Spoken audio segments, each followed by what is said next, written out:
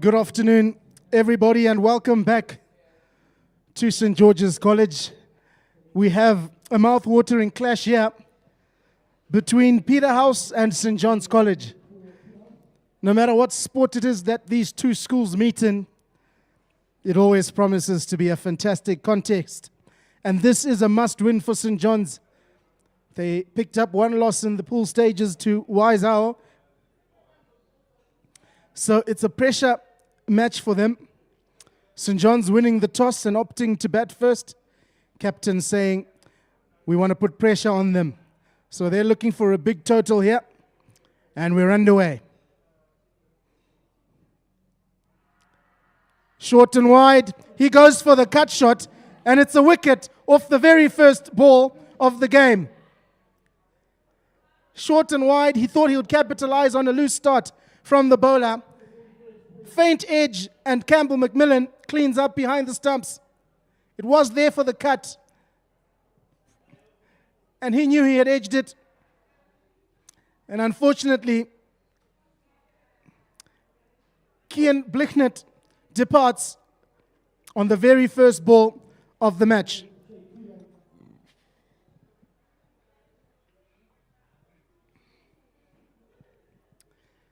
It's just an unbelievable start to this match. No one would have written that script.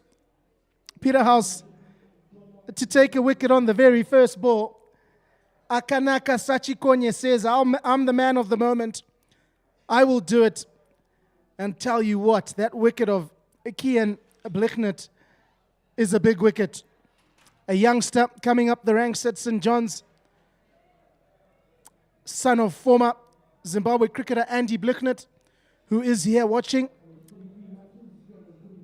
Next batsman in is John Mark Bernardi.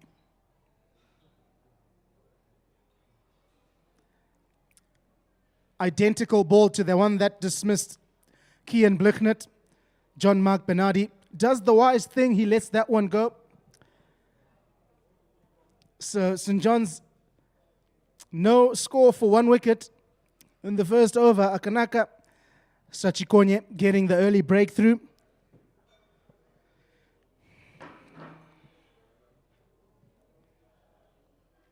Getting some good reverse swing in there early on in the first over. It's well dealt with by John Mark Bernardi just to put some bat on it. Goes into the leg side for a dot ball. Earlier in the day, we saw a score of 186 by Windhoek College. That was a very good score at the innings break. I felt they had got more than enough on this wicket, and they managed to defend it very easily. St. John's, what can they score? That's another very good ball by Akanaka Sachikonye. This time, John Mark Bernardi sends it in the offside for a single, and St. John's are up and running now. 1 for 1 with 2 balls to come in the over. Tied Stirrup to face his first ball of the innings.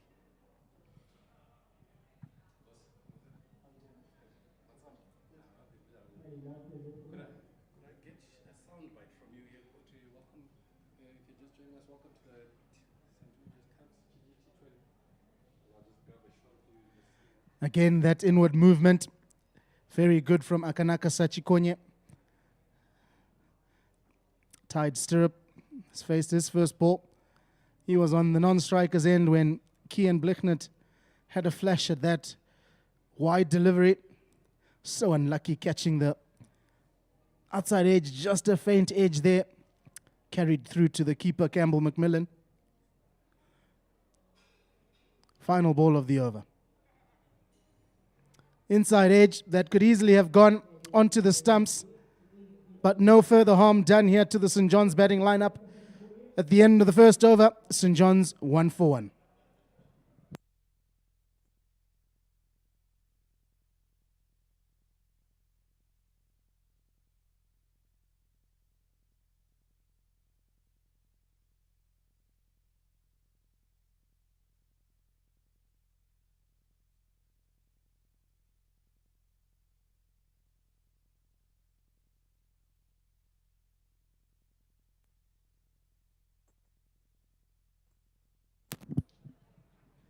So it's a sorry-looking batting card so far. 1 for 1 after 1.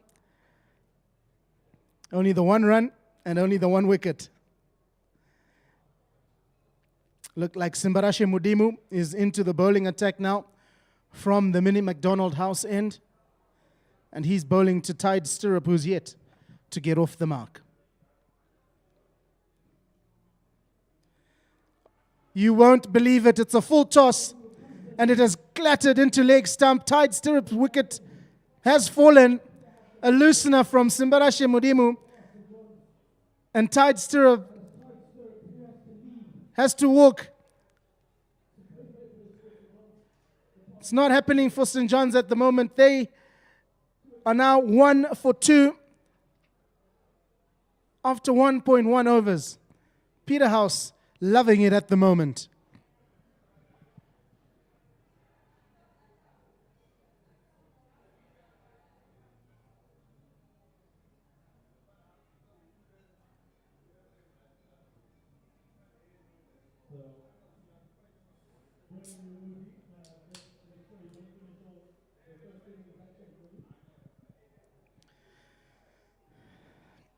Simbarashe Mudimu picking up a wicket off the very first ball of his opening spell. And in the second over of the game, Luke Wright is the new man in. Flicks that off his legs for a single, so he's off the mark straight away. Luke Wright and Tide Stirrup have a partnership to form here. 2 for 2. Is not the start they would have wanted at the toss. The St. John's captain answered the question, why are you opting to bat first? And he said, we want to put the pressure on them. And right now all the pressure is on St. John's. The decision to bat first, maybe not such a good idea given it's 2 for 2.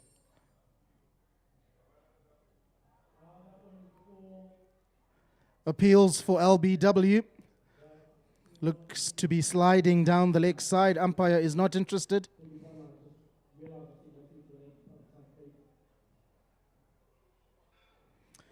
That one misses everything. No idea how that did not clatter into the stumps, but it's a good chase from Ryan Moyo. They come back for 2 runs. Missed everything there, and that could well have easily been the 3rd wicket. Simbarashe Mudimu bowling very well at the moment. Plays that one quite late into the offside for a single.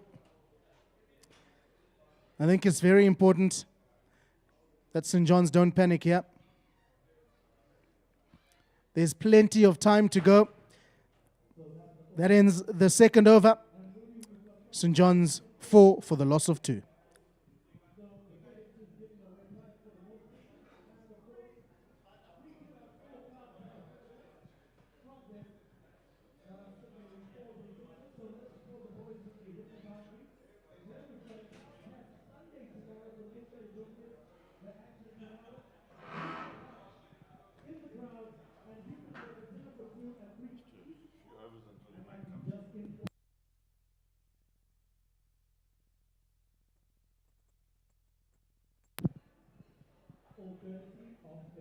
I'm joined in commentary now by Graham.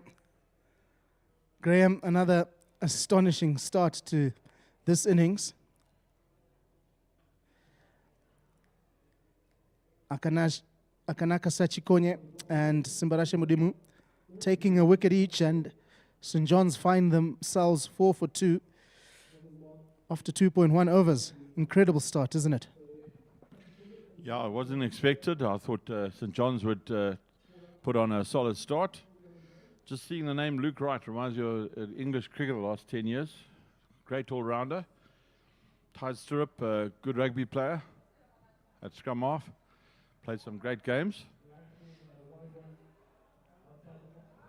But a great start from Peterhouse. It's got them on the front foot. It's a case of building now these 2 batsmen, at least for the next 8 overs. And then putting a commendable total on the board. Because we've seen the Peterhouse batting lineup is pretty solid. So you expect on this field, on this side, 180 is probably the target to set.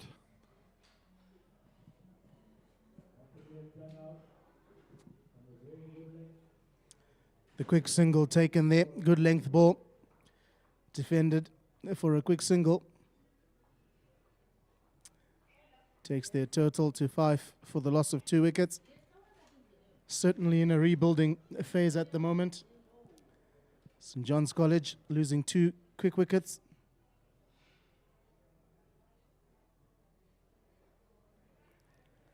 He skied that one, and it's a brilliant catch taken by Sean Bennett at the long on boundary.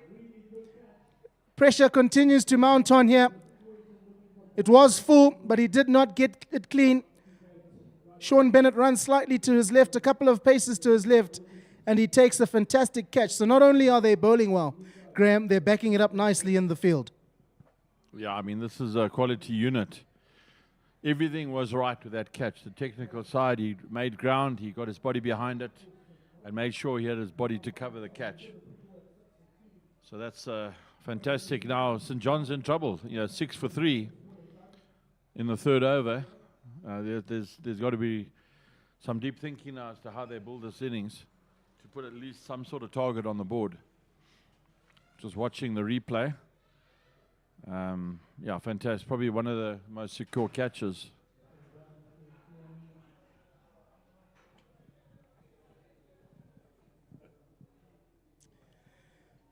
Yes, you are reading correctly. It is 6 for the loss of 3 wickets. St. John's College with a terrible start to this match.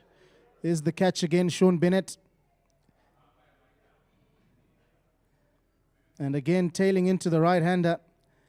Connor Lovett is the new man, and he's going to have to contend with this good bowling from Akanaka Sachikonye. It's pace from the pavilion end, and it's Simbarashe Mudimu's left-arm spin from the mini McDonald house end.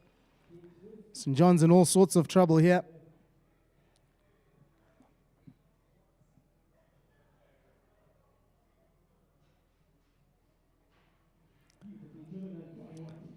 That's a lovely drive, though. That will relieve some form of pressure. Brilliant drive. It was in the slot, and he does send the score to 10. Connor Lovett has come in and said, I'm not going to be bogged down. He's already 4 of 2. And they've moved into double figures, Graham. 10 for 3. St. John's are not out the woods yet, are they? No, not at all, mate.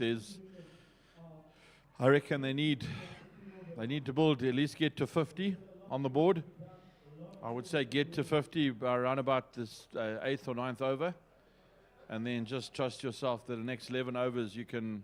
They're going to need a score in excess of 150 to even stand a chance. I can't see the Peterhouse batting lineup failing in this one. But cricket's a funny game. What you think and what happens are two different things. So it's going to be very interesting to see. Change of over.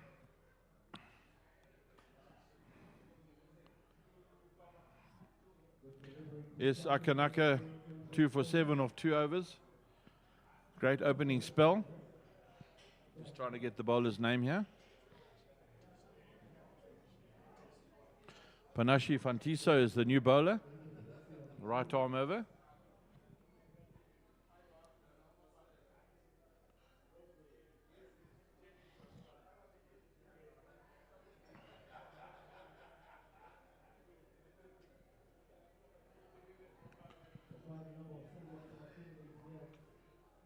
Ten for 3. Yes, that's correct. You're not reading it wrong. 10 for 3 of 3.2 overs.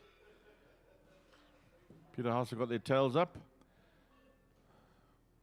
That's played off the back foot, punched it into the covers.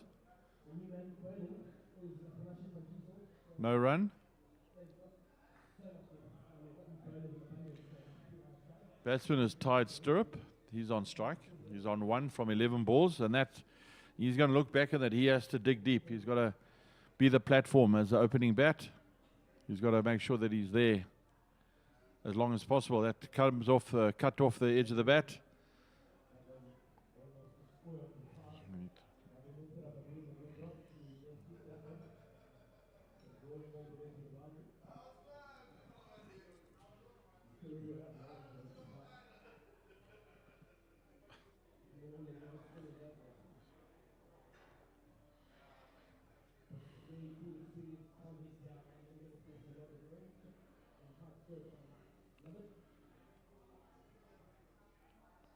Two balls to go in this over. Score is 11 for 3. Connor Lovett on strike. That's cut away. Just going to be a single. He moves on to 5 and the score on to 12. Yeah, it's going to be interesting to see how St. John's, what the coach is saying now. Trying to get a message out to the captain and through the batsman and try and just work out a strategy to make sure that they make this a competitive score.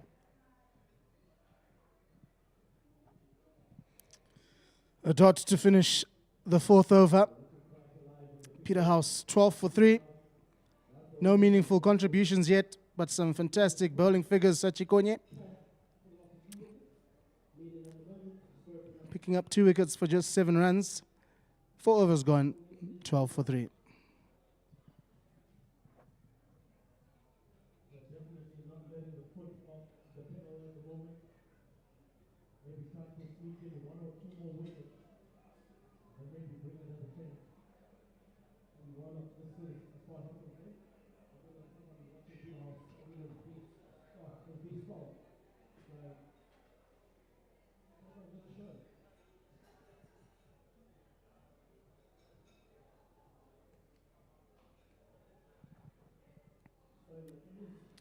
It's hit out. There is protection out there, so it'll be a single to start the 5th over.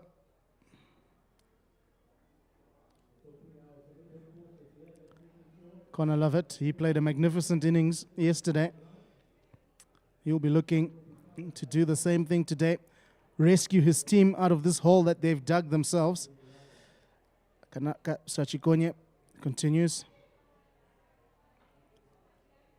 That's slashed from outside off stump. No real need to play at that one. That could have been wided by the umpire, but they are going at everything. And that could be their demise, Graham. I think there needs to be better shot selection than what we've seen so far in this innings. Yeah, normally you'd say yes, but you know what they do, they're under pressure. They wouldn't have dreamed of being at 14 for 3 so early into the innings. But this is a good Peterhouse unit, and the bowling has been at good length, bit of pace, and the strategy will be is hit the bad ball, and look for the singles or the twos. Wait for the misfield and make the ones into twos, and you'll see how quickly the score will go up. But it's going to be very interesting. These two look quite solid. Nothing in their batting seems to be a weakness. Hope there's no commentary bad luck there. But I think if they can just anchor down and just pick their runs, I'm sure they will reach a commendable score. I haven't actually watched St. John's, so I don't know what the depth of their batting is. But these two look quite good. Well, that depth is going to be tested today. It is being tested already. 3 wickets down inside the power play. That's a fantastic stroke. Just almost a one-handed flash at it. It was going down leg and he just helped it on its way. So that's more like it from Connor Lovett. Takes their score up to 18. Have a look at that shot again. One hand off the bat midway through that stroke. It's exactly what they need. St. John's. It's good batting.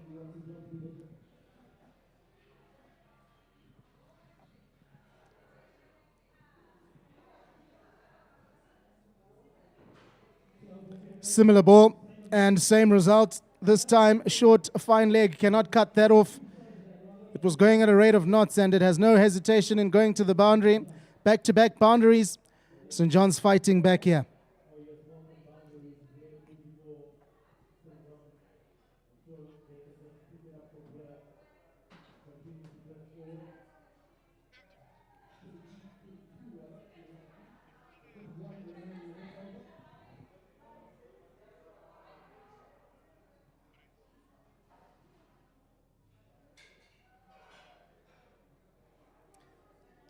That's in the air. Not a very convincing forward defensive shot there. He survived. Akanaka Sachikonye couldn't get there. So after 5 overs, St. John's slowly rebuilding. 22 rather, for 3. Akanaka figures 2 for 17 off 3. Commendable bowling. And Connor Lovett came in. He's got 14 already off 8 balls. Tied stirrup, 3 or 14. Just have that anchor. Just make sure there's the batsman on the other end that just get the singles, look for the gaps, and hit the bad ball.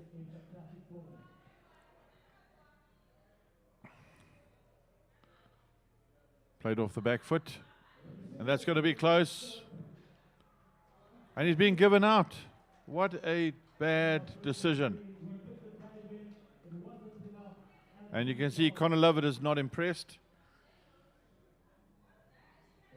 The most horrible feeling in the world when it's needless. It's not, you can be bold, it's a great ball, but a run out is a decision, either a bad call or a run that should never have happened. A very, very unnecessary wicket there. No need to take that quick single. You're in the process of rebuilding or forming a partnership. Yes, maybe the single was on, maybe it was off, but that is the 4th wicket. Short of his ground, Connor Lovett, the man who seemed like he was going to bring things back from St. John's, score a couple of runs. He looked good, scored a couple of boundaries the over before. But that is hugely disappointing as they slump to 22 for 4. And the power play is not even done. So a lot of action has happened within the first 5.1 overs. Peterhouse will have a huge grin on their faces right now. So will the coaches in their dugout. So will the Peterhouse supporters here. St. John's reeling at 22 for 4. Yeah, it's a big job now required. Jeff Exton, just the new batsman. Never have dreamed that he'd be coming in after 5 overs. And St. John's 22 for 4. What we thought was going to be a powerhouse of a game could end up fiddling out to be a walkover. But the game's not over yet. Who knows, these two might build, create a score that's worthwhile. Projected score at this stage only 85. Current run rate's about 4 point something, 4.4. So still a long way to go.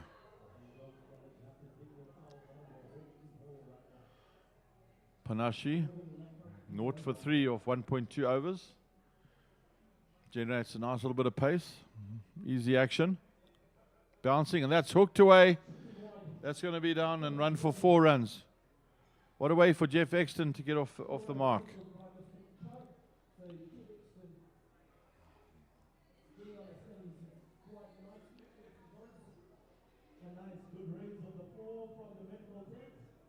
Takes the score to 27 for 4. Short and wide and easy meet for Jeff Exton, but it was still a great shot.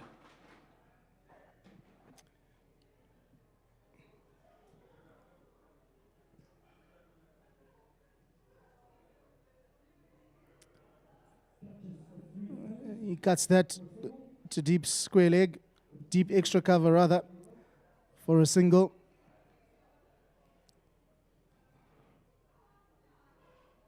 $28 for 4. This is some start from Peterhouse.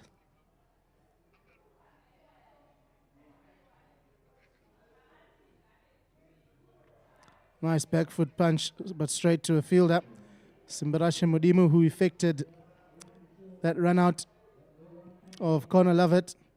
It was a clean pickup and a good throw to Campbell McMillan, who did the rest. And umpire Langton Rusere nodded his head. He was happy that Connor Lovett was short of his ground.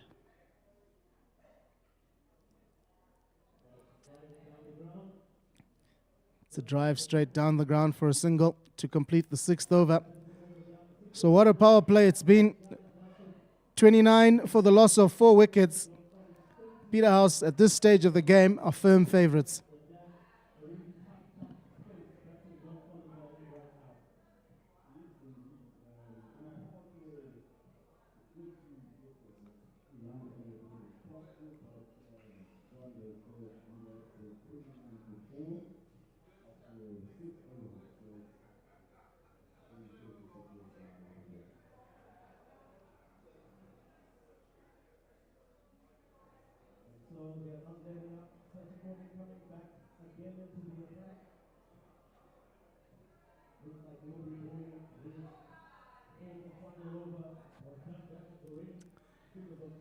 So Graham Akanaka Sachikonye, he's going to bowl his fourth over.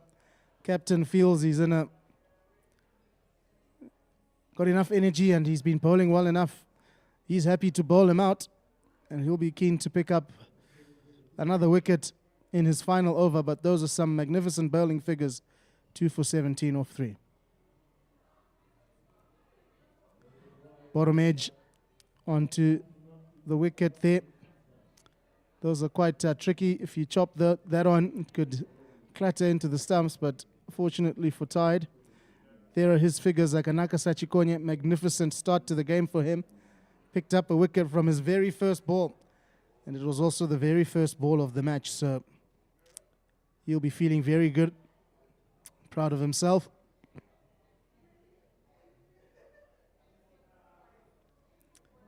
That'll be given as a wide, straying down the leg side. Projected score at the moment, Graham, is 94. Will be nowhere near enough for this Peterhouse batting lineup. One would question the decision to bat first, given the score is 29 for 4. But they can still get a respectable total here. Can St. John's.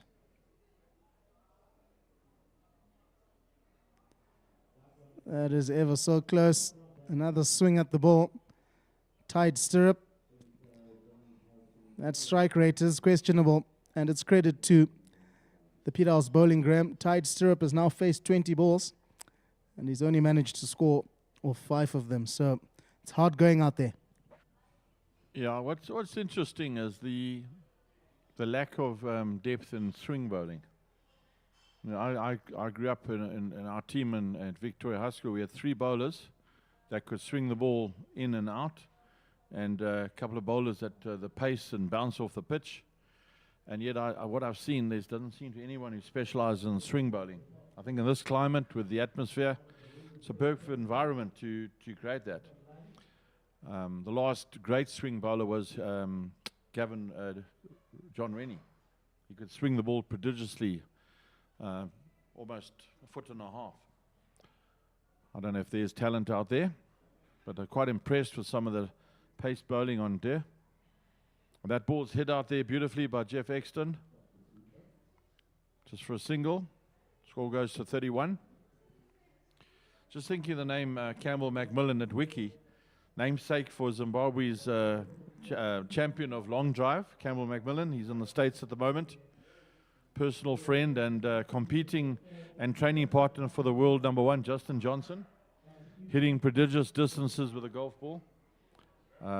And looking good, and nice to see the namesake there. Easy single there, misfield there.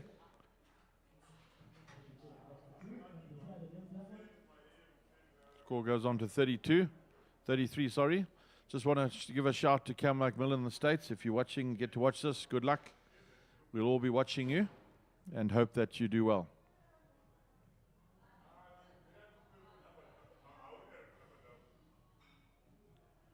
Jeff Exton on 6 from 3 balls and Tide Spirit 7 from 22.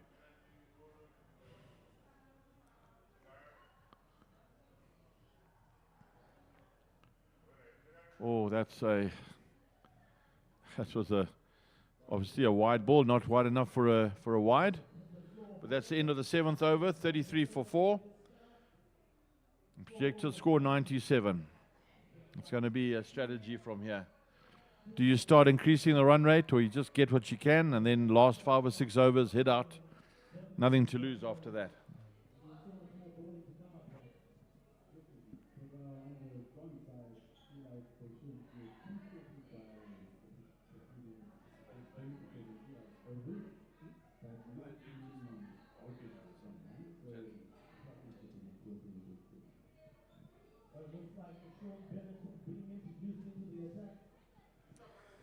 So change of bowling from the mini McDonald House end. Sean Bennett, he took that fantastic catch early on in the innings at deep long on. He comes into the attack now. And 7 overs gone.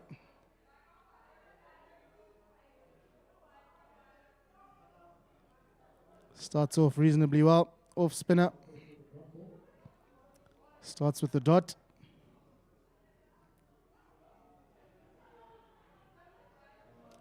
Oh, again, we saw one like that earlier, where it misses everything, bat, wickets, and the keeper. And they come back for 2 runs. Campbell McMillan doing the fielding on that occasion. Very close to clipping the bails there. That would have been disastrous for St. John's, losing 5 down. But they do come back for the second. Good running.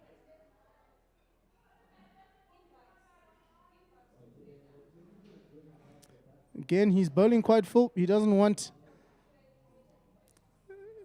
to bowl too short.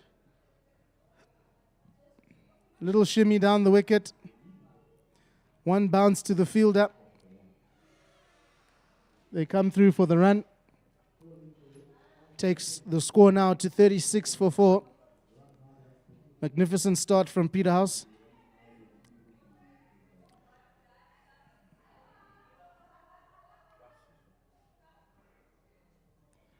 A wild swing at it again. Campbell McMillan standing still, and that could cost the team 4 runs. Mandy Mutsira chasing the ball.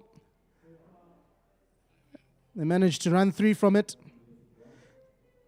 So when you're on top of things like this, Graham, and you don't want to be giving away buys like this, freebies. You just want to continue to cramp them and continue to put pressure on them.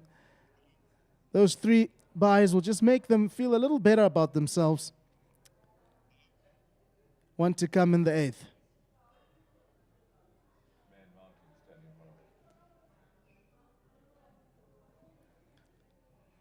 Wanting to slog sweep that one, but they are coming back for the second, and it's good running yet again. So forming some form of a partnership here to end the 8th over. St. John's College 41 for 4.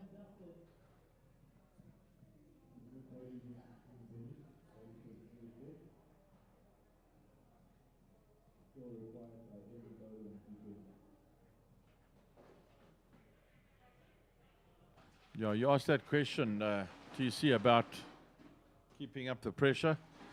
You can't let those extras build up and overthrows. And Peterhouse have got the whole stranglehold on this innings. They can't let that slip. 12 overs to go. Projected score 103. And these 2 look quite well set now. Tide Spirit on 10 and Jeff Exton on 6.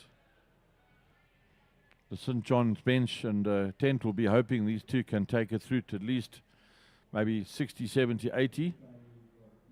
And then strategize from there and get the captain to get a word out there as to what his strategy is.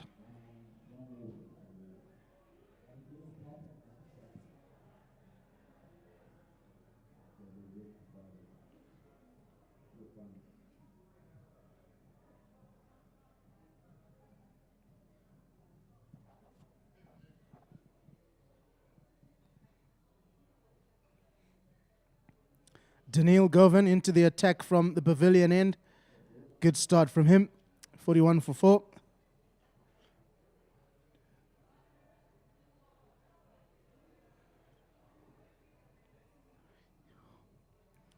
So it's a 5-4 split field at the moment.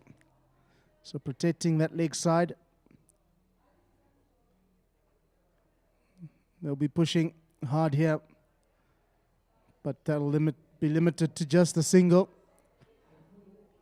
I still don't think there's a need for St. John's to panic, Graham. After this over, there'll be 11 overs to go. You can get to a respectable total in 11 overs. I think they are schoolboys, but they need to show some maturity here with the bat.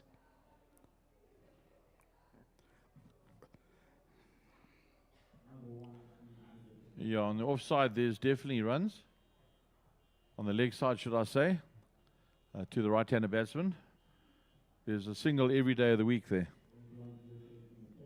Just keep that scoreboard ticking. Next 3-4 overs, 4-5 runs and over, 20, it puts you up to 60. Double that over 20 and you've got a score. You've got a target. Attempted square cut there, didn't quite work out. Thrown to the bowler, but they threw for a single. Takes the score through to 42.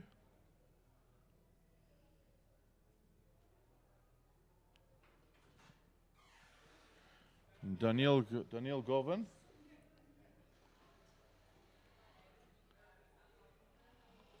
And that's cut away to the fielder, straight to the field, unfortunately.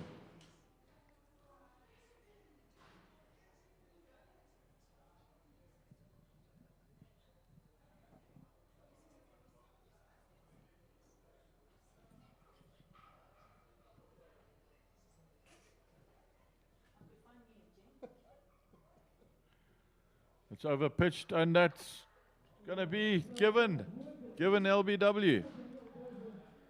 Oh my goodness, that's tied stirrup gone.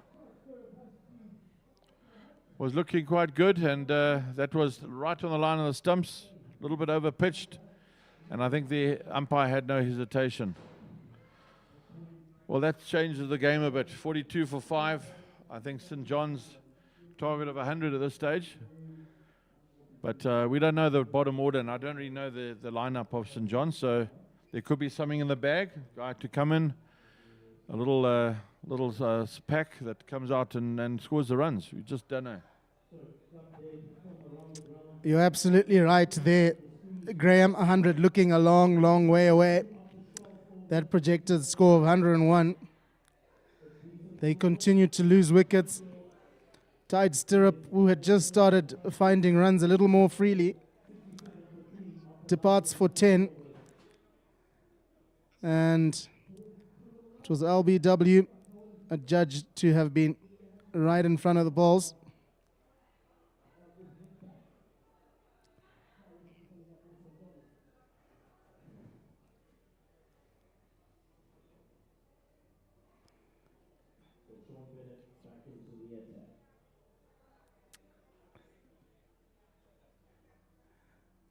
New batsman in is Takudzwanduku.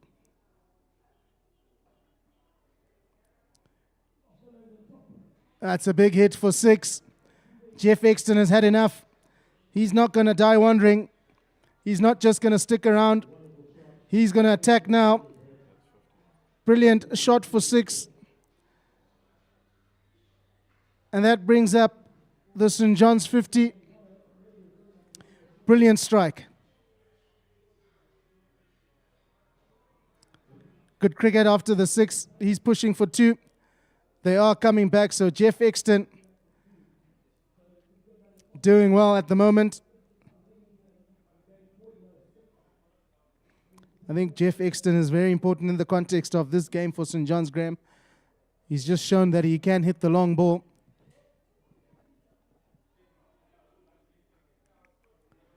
He goes again, and he's been caught at the square leg boundary.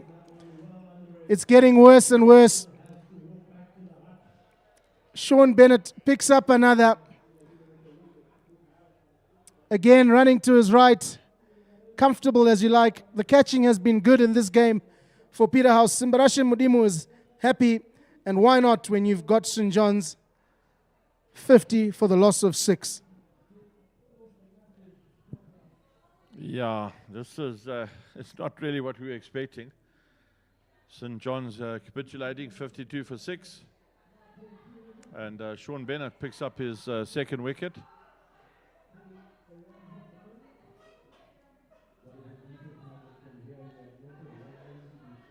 Just waiting to see who the new batsman is. But yeah, I think St. John's, they've got to think, aim for 100. If you get beyond that, at least you got something to target. But 2 new batsmen at the crease. They haven't got their iron yet. The pressure's going to be on them.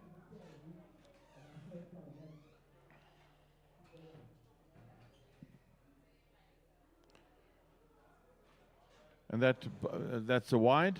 Takes score up to 53. New match batsman Luke Mitchell.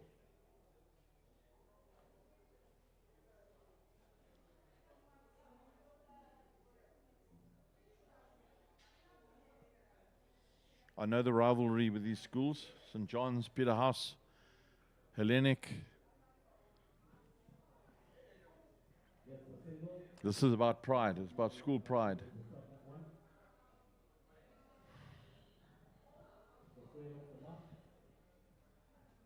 Sean Bennett, 1 for 12, off 1.5 overs. Toss it up beautifully. Great, gives the ball great air, great flight. And that there is the end of the 10th over. Score 53 for 6. Target 106, 107 runs. I think that's going to be a tight one. The bowling is tight, the fielding is good, the catching is excellent. We've seen some 2 or 3 brilliant catches in Peterhouse fielding. So it's going to be reaching 100 at this stage. I think will be a good target.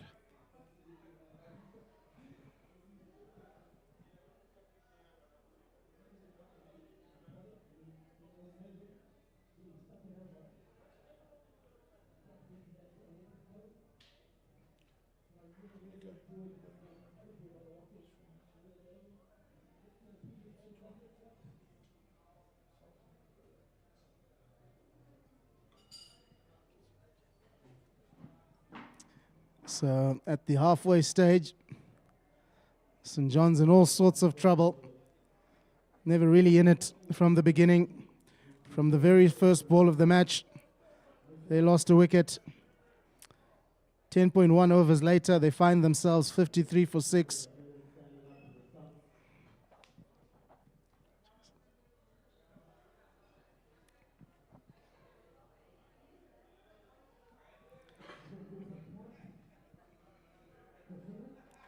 Nudged into the leg side for a single by Luke. So new batsman puts Takudzwa Nduku on strike.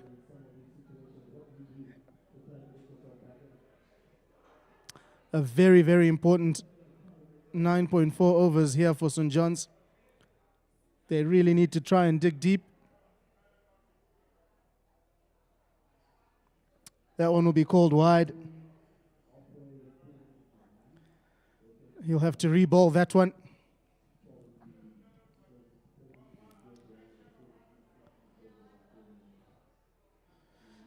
It's not the position you want to find yourself in after having opted to bat first.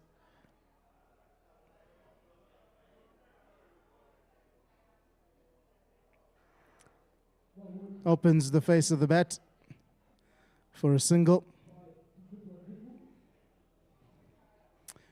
One thing I know, they won't die without trying, these St. John's boys. They know what this match means in terms of this tournament. It is a must-win for them to make the path to the final easier.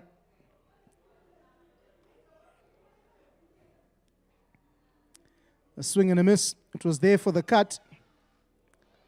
Misses out there, Luke. The story of this batting innings so far has been just when a batsman kind of feels like he's in, or rather looks like he's in, and he's about to get to tee off, he loses his wicket. You know, previously, Exton looked like he was kind of settled. Connor Lovett, same thing. Tied stirrup, same thing. And then they lose their wicket. And that's just a single. Punch to the leg side.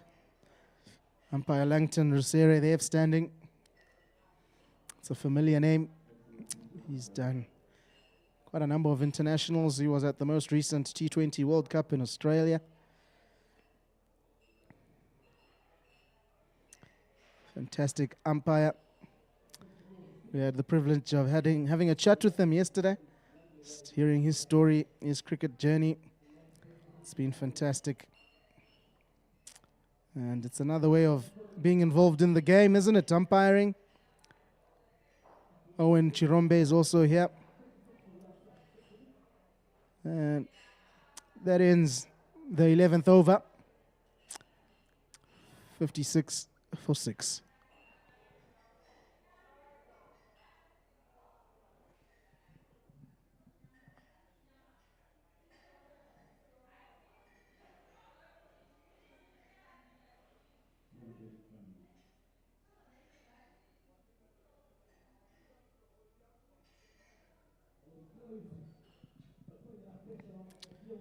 They take the single from the first ball of the 12th over. Takes the score to 57. Rather 58.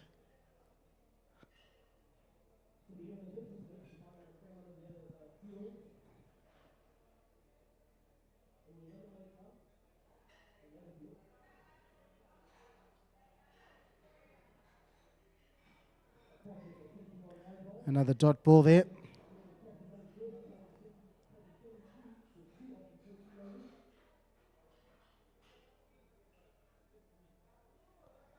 Flicked off the pads. Running the first one hard. Good aggressive fielding. Keeps it to just the one.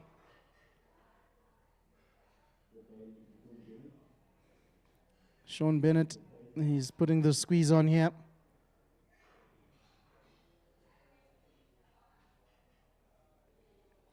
Comfortably defended to the offside.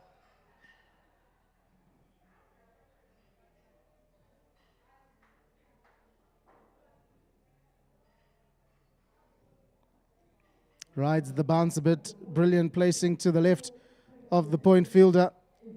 Amandi Mutsira does well to clean that up to keep it to just the 2 runs, but nice placement there. That concludes over number 12. And at the end of 12 overs, the total St. John's are 62 for 6.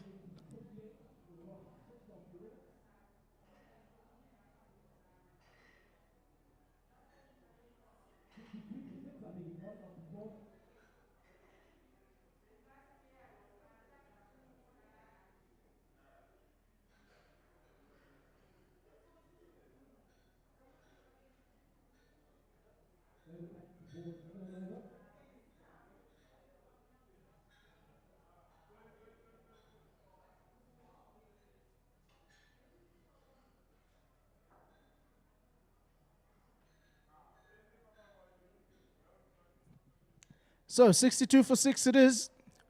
12.1 overs gone. Daniil Govan into his 3rd over. Figures of 1 for 8. Bowling very well. On his end, keeping the squeeze on, not allowing them to free their arms. St. John's in trouble here.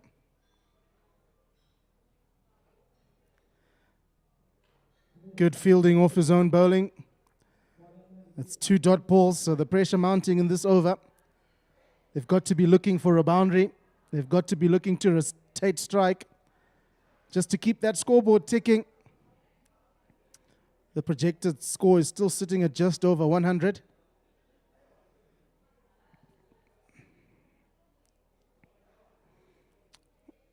Whipped off the pads this time. 2 fielders converging. Seen them back each other up very nicely in the field. Peterhouse.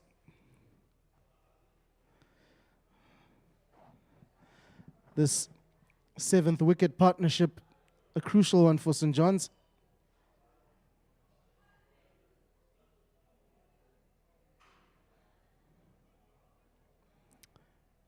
That was there. A booming attempted drive there. Misses out. And Daniil Govan continues with his impressive figures, yeah.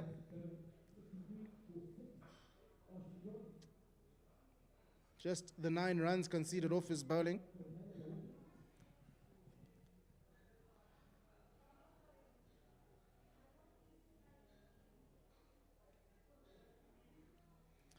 Quick single taken. Well called by St. John's. If you sitting at home watching this and you want to find out what the other scores are on the other 2 fields here at St. George's College, just download the Zimbabwe Cricket app. You can find the scores of all the matches being played in the country, actually, but also the ones being played here. The National Premier League scores will be there as well. But download the Zimbabwe Cricket app and you're good to go. That is a brilliant piece of keeping by Campbell. McMillan, quick as lightning there, gathered the ball, took the bails off in the matter of seconds, split seconds rather. Luke has to walk. Have a look at this piece of stumping. That foot was clearly in the air. Look how quickly he whipped those bails off. And it's trouble here for St. John's, 64 for 7 after 13 overs.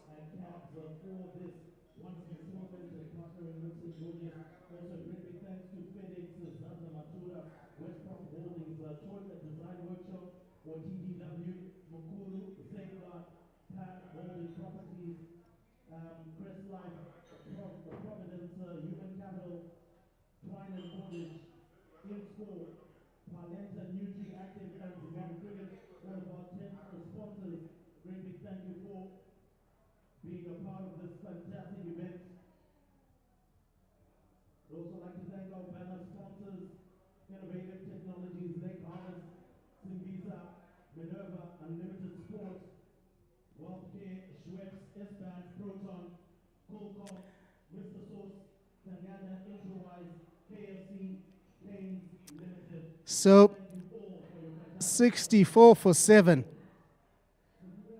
The Nduku brothers are batting together. Can they put on a Nduku show here?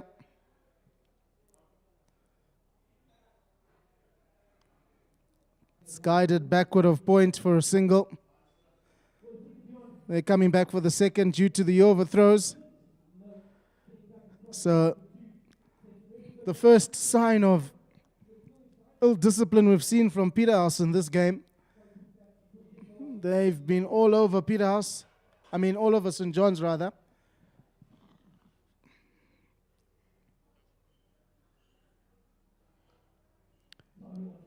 Straight down the ground over the bowler's head. Great piece of fielding. Thinking about the second. Wisely turn it down there. Sean Bennett applauds that fine fielding effort.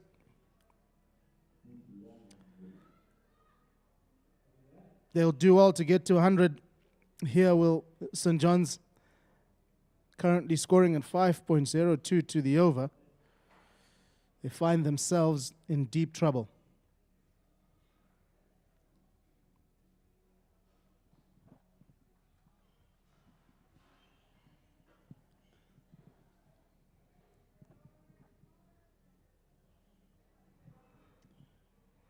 Peterhouse are defending champions of this St. George's Cabs Smashing Cricket T20 tournament.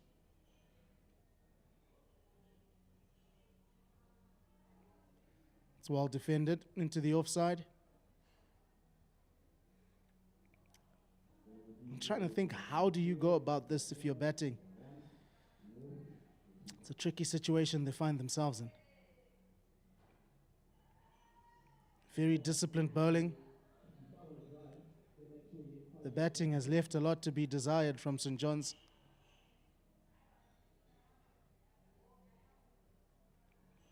Rocks back, and this could very well be another wicket. And it is. Poor running, poor calling, never a run there. Hit straight to short, square leg. It just keeps getting worse and worse. He sets off, probably didn't see the fielder there. Campbell McMillan catches it, takes the bails off. Halfway down the track was Kulenduku.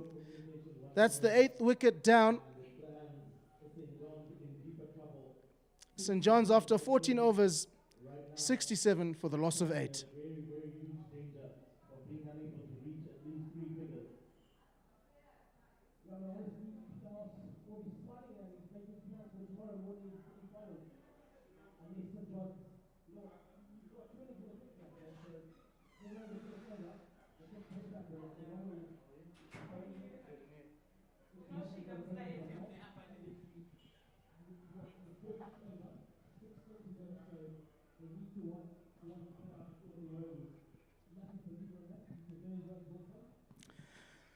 Tawana Zimunga strides out to the wicket. He won't be feeling very confident after having watched 8 wickets fall in quick succession in the first 14 overs. Daniil Govind to continue. Again, that hesitancy again in the calling and the running often happens when a team is in this situation. You kind of get so distracted mentally you can't call clear.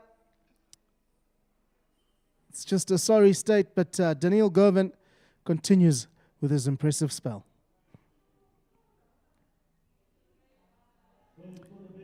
That's hit into the sky, and that's hit for 6. Takudzwa Nduku says, I've had enough now. He's going to try and get his team to as much a total as he can. He got all of that one. There was a fielder at the boundary there. Orphanides could only watch that as that sails over the boundary for a fantastic 6.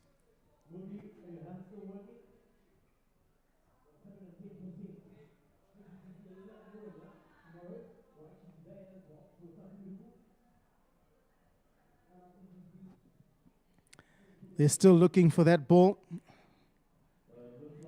What was it? Quite a long way out.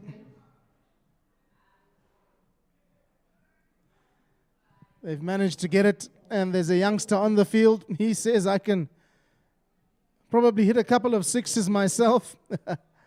Nice to see the youngsters. Dad is after him now. It's off your screens, but there's a little kid who ran onto the field. There he is, being carried off by his dad. Probably went on for a selfie there. Cute. Probably a future cricketer himself.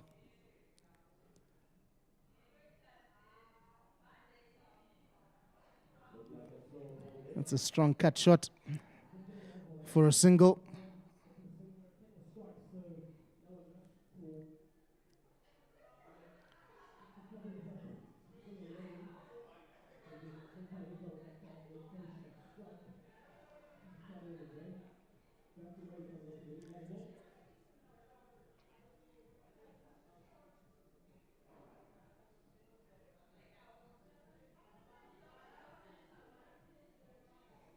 Left alone there by Tawona Zimunga, the new man in.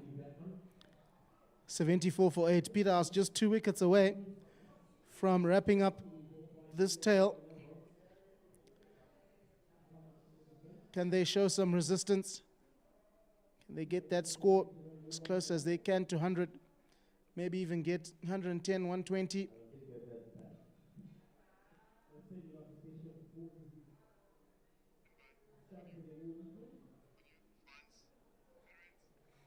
Lovely to see the crowd in here.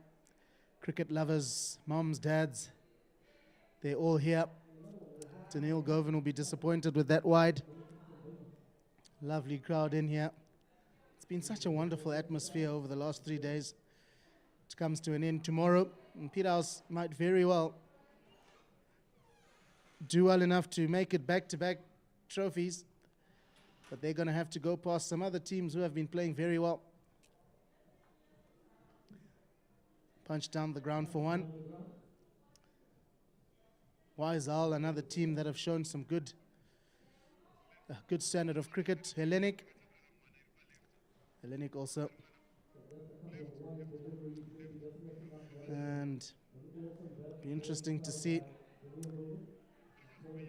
And mums and their sons have come holding a cricket bat that is actually former Zimbabwe cricketer, Tino Mawoyo. That's his son, future cricketer, and his wife, Portia.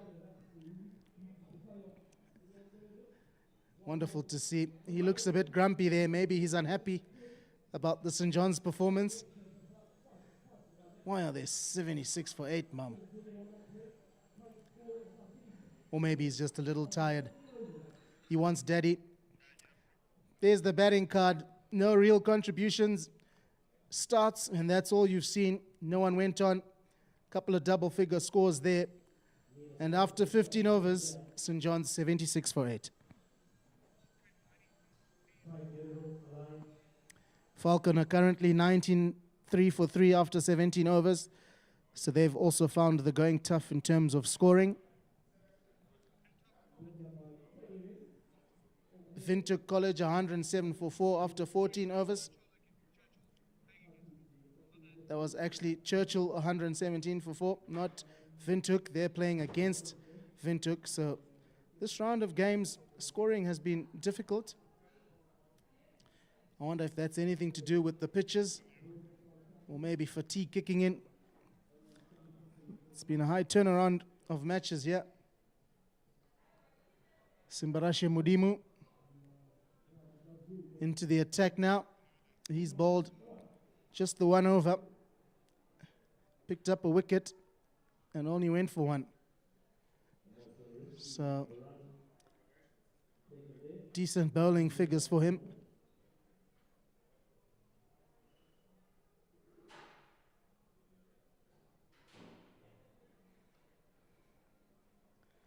Nice looking drive there, but good fielding. Keeps it to just a dot.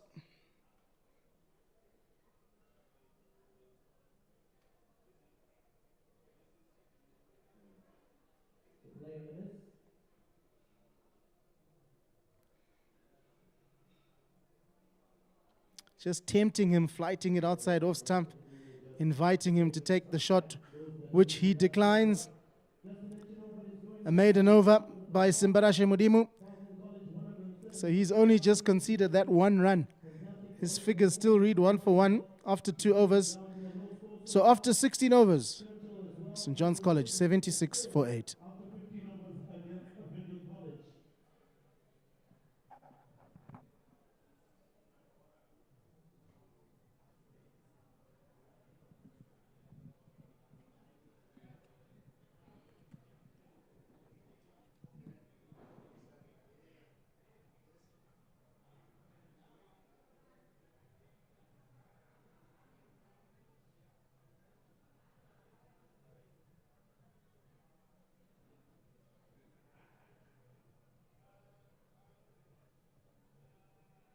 Looks like right away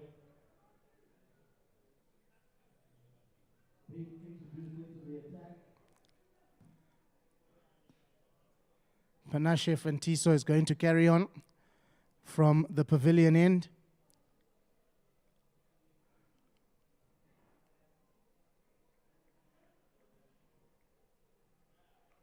Bangs it in short and wide. Batsman can't capitalize on that freebie. A bit too early on the shot. So Panache Fantiso, he's got figures of none for 9 off his 2 overs.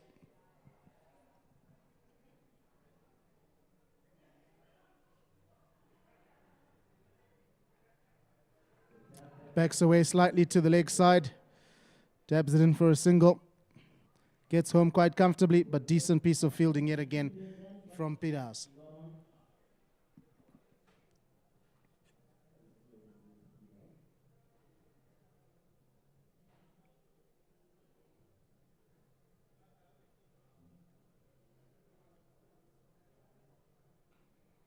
This one's up in the air. Will the fielder get under it? Yes, he will. Daniel Govan takes the catch. 9th wicket falls. Tawana Zimungo trying to send this one out to the boundary. Mishits it. Panache Fantiso picks up his first of the match. Hits high up on the bat. And good fielding by Daniel Govan. Another wicket falls. 77 for 9, St. John's. Surely, that at this point, it is curtains. Now we are going to be having a draw. 3 nights at Minerva's Makuti Family Lodge in Nyanga. So you want to be close to the announcer's desk. In particular, if you were paying your tickets at the gate, so it's a lucky gate entry ticket draw for 3 nights at Minerva's Makuti Family Lodge at Nyanga. Make sure you're listening out for your name. You have a fantastic holiday. Vishal Chauhan comes out to the middle. It is the 10th wicket partnership for St. John's, who found themselves from the beginning chasing the game.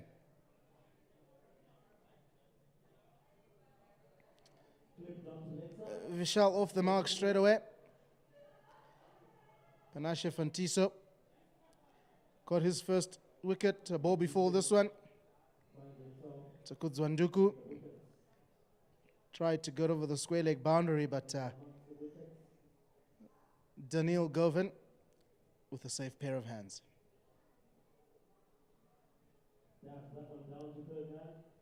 Quick single taken. One ball remaining in this over. It's been a good one. Just the 3 runs off it, including the wicket.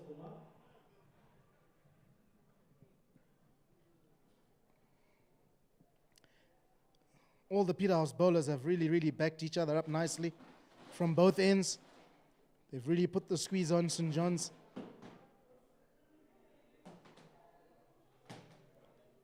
That one is hit to the offside, but there is a sweeper patrolling that area. He keeps it to just the 1 run. So at the end of the 17th over, St. John's even more trouble now, 79 for 9.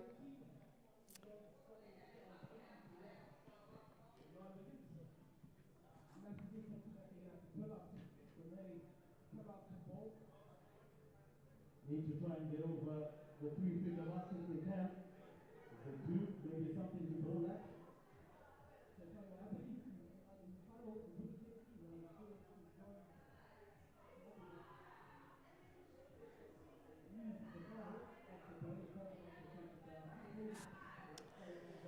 That's how it stands at the moment. 80 for 9, St. John's after 17.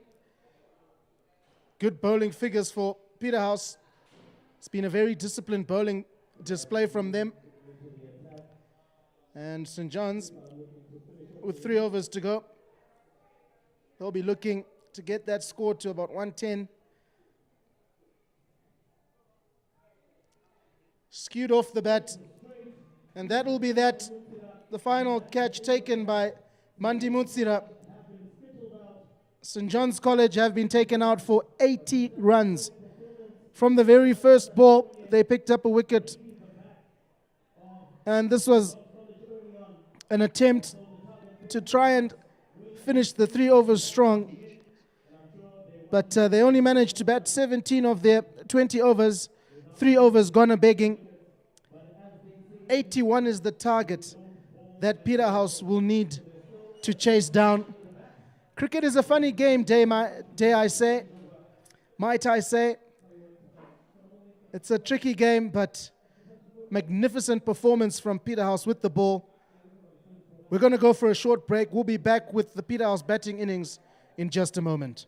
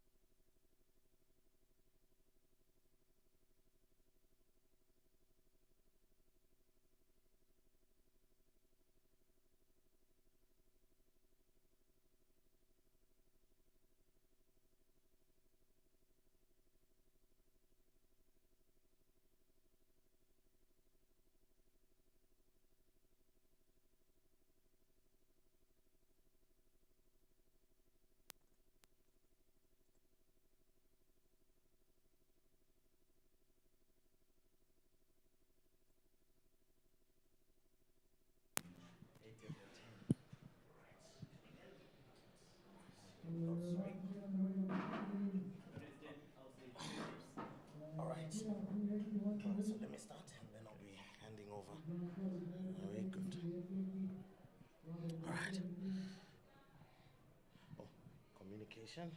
There'll be a massive effort needed required, TC. And tell you what, you're more than capable. You get in there and you start with it. You want to lead from the get-go. Keep yourself in it.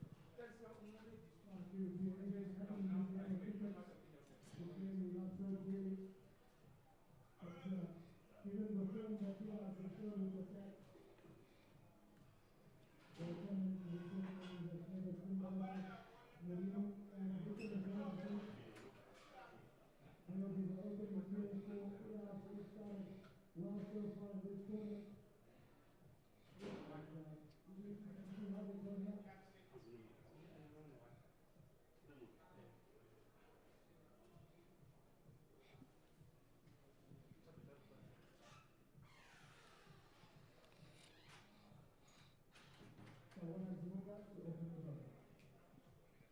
Waiting for comms, guys. Waiting for comms. All right, and so Peterhouse get their innings underway. The target is 81 runs to win in 20 overs. Surely you'll expect with their strong batting lineup, they will get it done in short order. Nicholas Anderson has been imperious so far in the tournament. And Simbarasha Mdimu, who's the skipper, has also had some good starts but not been able to really convert. And that one almost cut through the covers. But a very decent start so far for St. John's College in terms of bowling.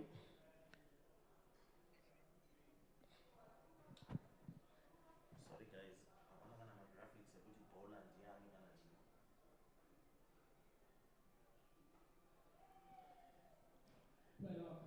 4 runs from Peterhouse. And that is just clipped over on the leg side for 4 runs by Nicholas Anderson, and he already gets the run chase underway. I really don't think that the lower order will have too much to do.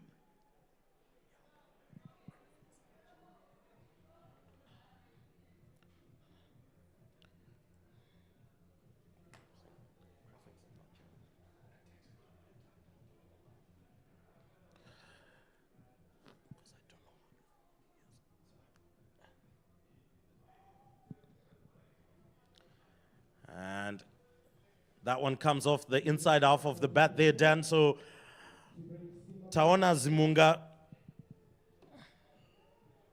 just trying to control things a little bit here, but having already gone for 5 runs, Simbarasha Mdimu now takes on strike, and that left-hand, right-hand combination can be quite deadly.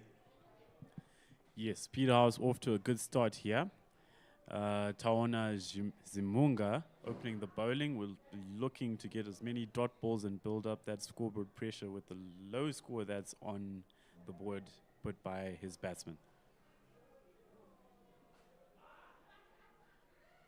Into the leg side, just the one.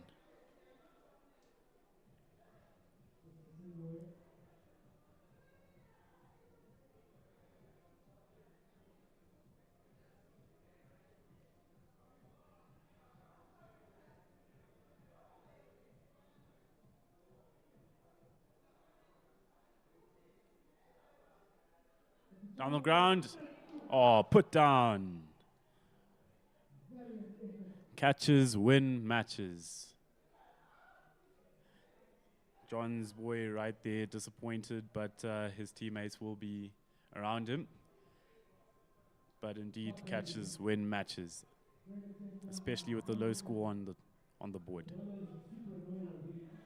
So really disappointed there, but it was a fantastic effort to try and get across the ground and get that catch in. So Zimunga will also be slightly disappointed that that wasn't taken, but that's the overdone.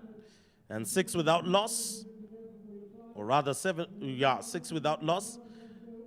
And that one, and immediately the required run rate tanks to 3.91. So 7 runs on the board, no loss, 1 overdone. And we will be expecting more of a captain's knock as well today for Simbarashe Mdimu. Oh, lovely first up delivery. But it looks like it's a no ball, so just oversteps there. And he's just gifted Peterhouse a free hit.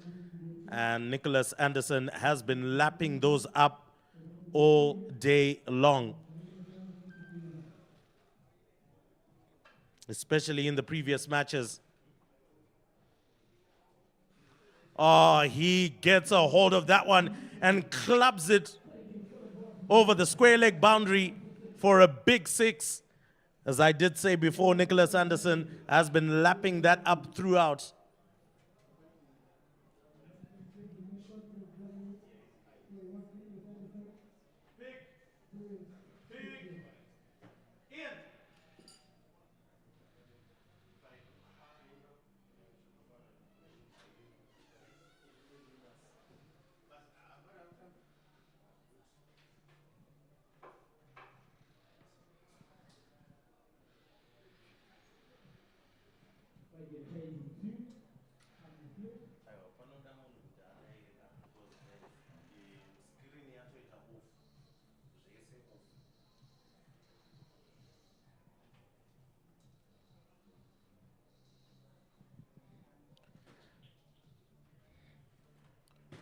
And John Mark Bernardi there bowls another wide, so it's a little bit of insult to injury.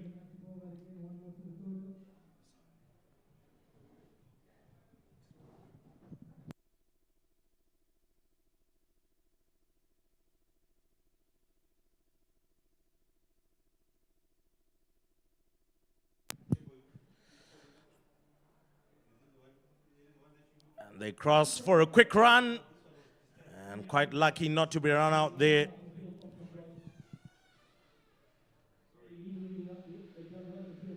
So John Mark Bernardi, a tall young lad, a left arm seamer, could make life difficult for a right-hander there. So Nicholas Anderson doing pretty well to deal with him there, Dan. But I mean, what do you think St. John's can actually do here? Obviously, just too few runs to try and defend.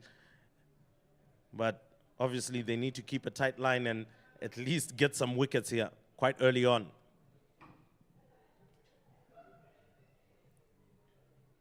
One down to third man. At this stage, dot balls should be the goal. Because as dot balls come, that means scoreboard pressure, even though they're chasing 80, is it? Yes, 80. Dot balls, scoreboard pressure, then wickets. If you look for wickets at this stage, your bowling will be loose and all over the place, and Peterhouse will be at that total in no time. One down the, gone 3 for 4. A misfield at mid-off. The strong shot from Nicholas Anderson there. This will definitely not help St. John's College's cause in defending the score. Oh yes, definitely not. As you see that driven down the ground. And this time round, maybe a better delivery just causes Anderson to just fend that one out. Now 64 runs needed from 111 balls. Everything is very much pointing to a Peterhouse victory and getting this one done quite early on, you know. But I think just lines will be very important here for St. John's to try and tuck the batsman up. He's edged that one past third man down to the boundary for 4. And so quite lucky for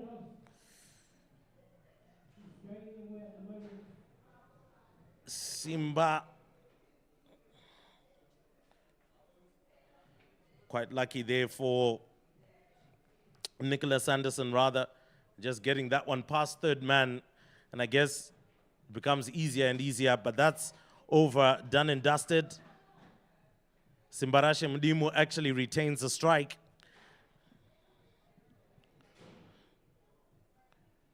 So really tough times indeed for St. John's College here. And sometimes you have to swallow the pill of an impending defeat by just doing what needs to be done.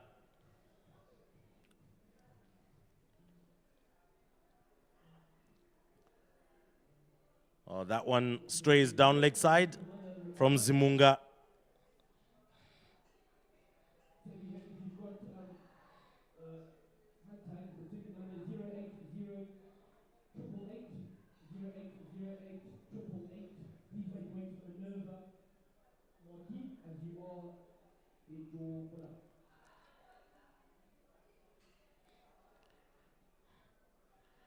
And Mudimu steps down the wicket and just clips that one onto the leg side for an easy 2, not having to do too much. And I would, as I mentioned before, expect Mudimu today to be able to see out the innings alongside Nicholas Anderson. Not so much to do here. This is just for the confidence and also for the bigger matches that will be coming tomorrow. Peterhouse clearly will be into the semi-finals tomorrow when they win this one.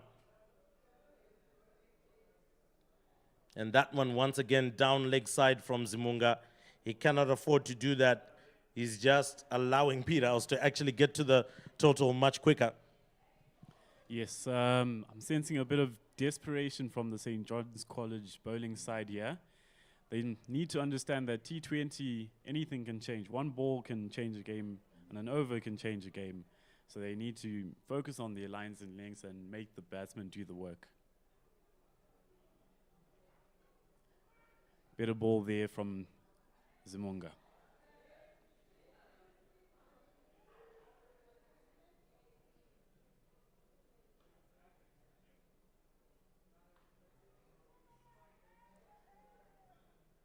So Zimunga will be looking to bowl a hard length on the offside here with the way he set his field.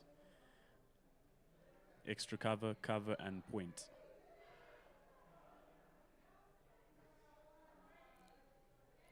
Good length ball. Down for 1 in the circle.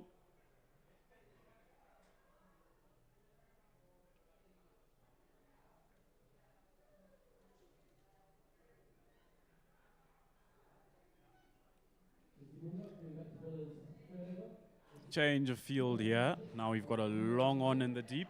Carl corner. Still in the power play. Heaved down to long on for 1.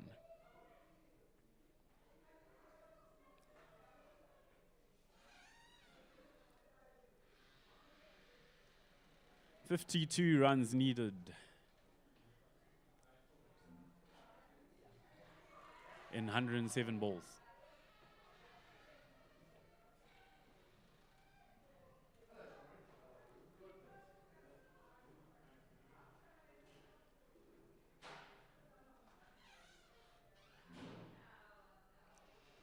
Another change of field here. Sweeper's out. Or is he coming back in? Okay, he's coming back in. And now we've got a long off.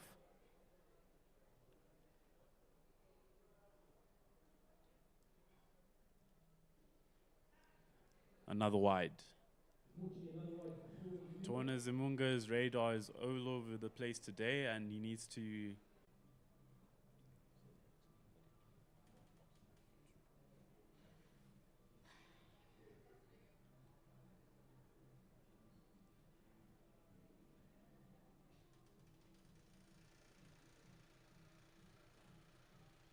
Simbarashe Mudimu leaves it through the covers.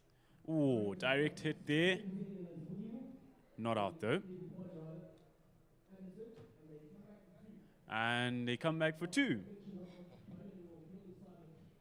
St. John's need to be more careful in the field there to not leak these extra singles in the circle.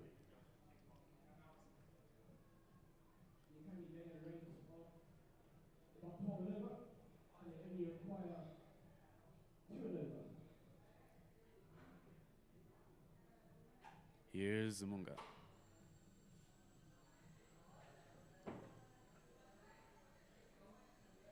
Better bowling there from Zimunga.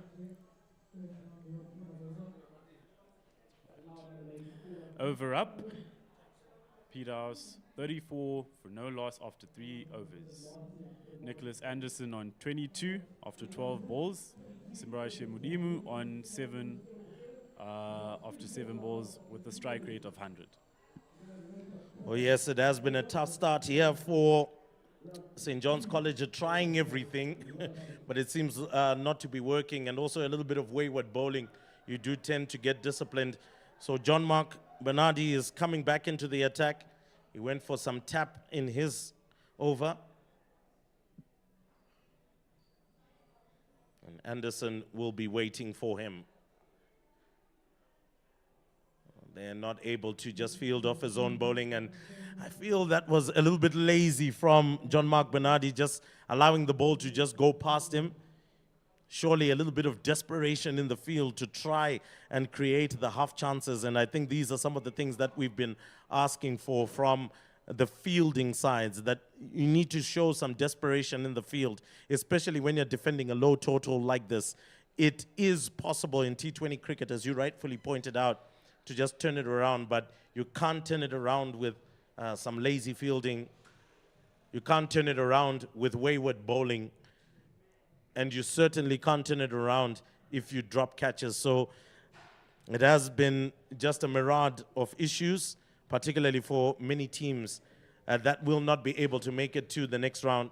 Peterhouse bowling was quite impeccable against St. John's College, and so you would feel it will be relatively simple from here on end.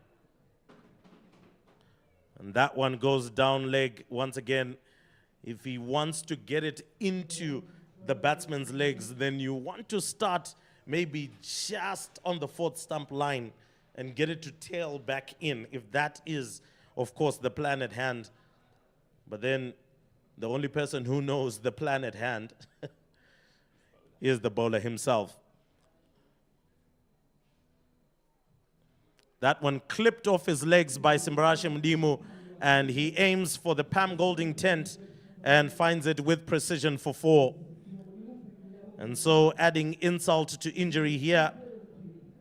After a couple of wide deliveries, he just strayed onto the legs a little bit too much, and Simbarashe Mudimu just helped it off his pads into the boundary.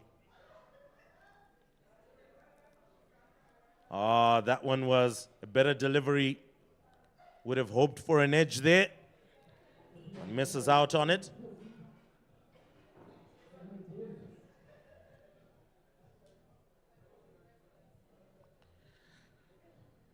So Simbarashe Mudimu not having to do too much really. He's already 11 off 9 deliveries.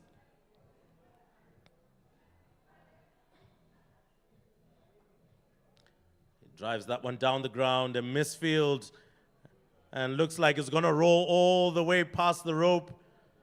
You cannot afford to do that. It looks like heads have already dropped in the St. John's camp. And with that boundary, he takes the score to 45. Oh, goodness me, you really didn't need any of that. But Simbarashe Mudimu will gladly and gleefully take that one on board. Yes, good batting here from Mudimu, putting away the bad ball.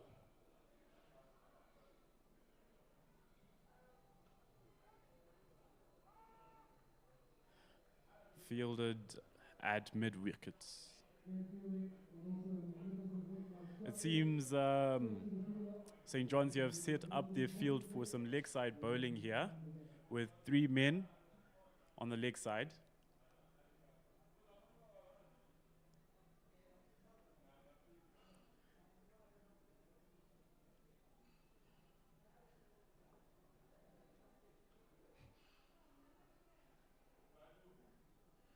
And just one there. Another one in the circle that needed to be cut out. 46 for no loss after 4 overs. Peterhouse. And so it is a long road to freedom for St. John's College if they are to get there. But as it currently stands right now, doesn't look like there's much there. Now they're deciding to change over, and it looks like it is going to be more seam bowling. I don't think that's the answer at this present moment. I would have introduced some spin options to maybe try and slow down the scoring rate, try and get them to work for their runs.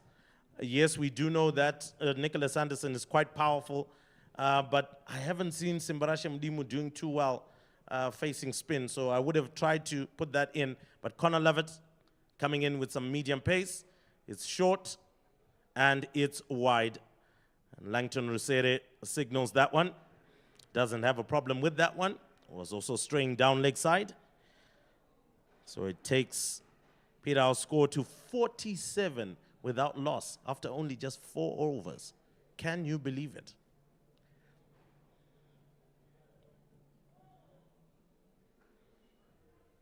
Cuts it to point, well, rather to the covers, and it doesn't go for any run.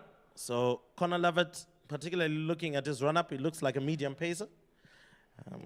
Maybe we'll be looking more for accuracy rather than steaming in.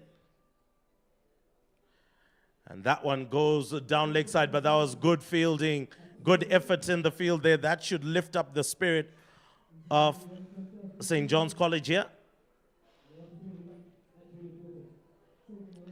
But you can only do those kinds of things if, of course, everybody else is with you. So I also do find it hard here, Dan. Maybe you can explain it to me, why they've got such a heavy leg side field against Simbarashe Mdimu and a heavy offside field for Anderson, who seems to be stronger on the pull. Up in the air. Got him. Looks like that was their plan. Quite attacking field set there to set them up for the short ball. Maybe they felt that they weren't confident enough with their pull and with the short ball, and good bowling from Connor Lovett to actually pick that up.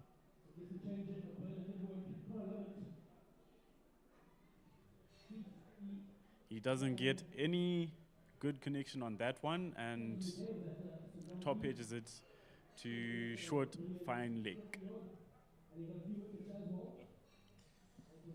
Well, it's not like as if it gets any easier, because striding onto the pitch now is Sean Bennett, and he's no slouch with the bat as well. He would have been disappointed yesterday, got out first ball. It was a lovely delivery that got him out. Was very disappointed he couldn't get some runs. But today he does have an opportunity in a very comfortable chase. Just looking for 81, and that's 32 runs away.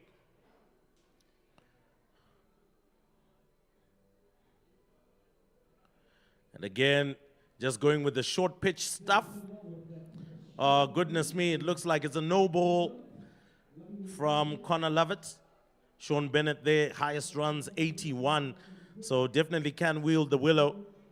Has got a pretty healthy average as well, 22.92. Especially if you're edging into the 30s in T20 cricket. It's generally good. And so Connor Lovett will be waiting on Sean Bennett.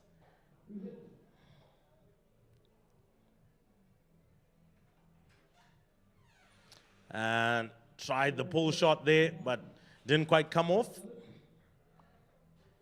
Well, one can't be faulted for experimenting when you've only got 32 runs left to chase after. And with that no ball, that brought up the 50 for Peterhouse. So going off at a canter here.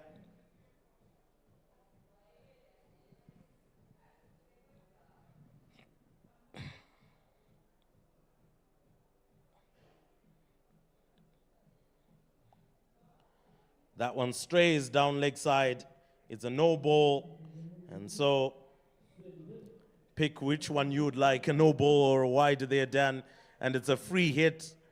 And for Sean Bennett, time to throw the bat. Indeed, great opportunity for Sean Bennett to practice his ball striking skills. And let's see what he can do here with this ball.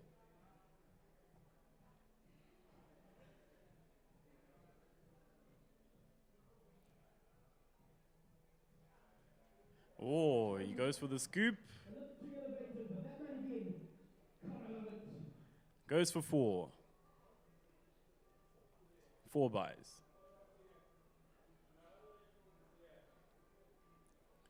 Of course, for a no ball, you cannot go out if you're bowled out. You can only go out if you run out.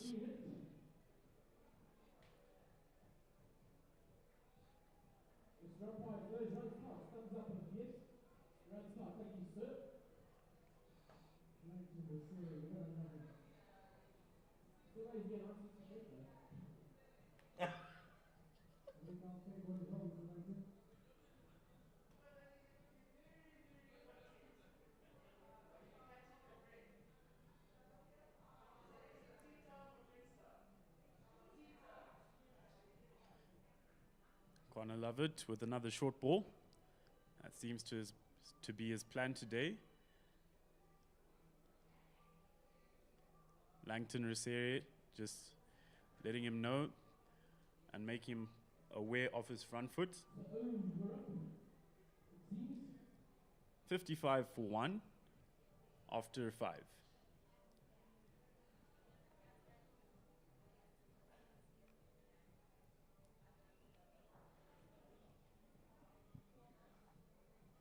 So it looks like over up there, and Peterhouse is still in a fantastic position.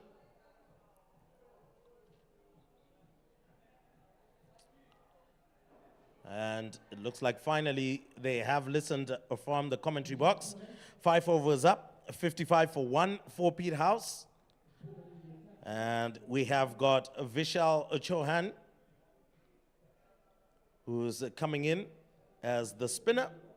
And hopefully he can trouble Simbamdimu just to try and give St. John's a little bit of hope. Decides not to go through with the delivery stride.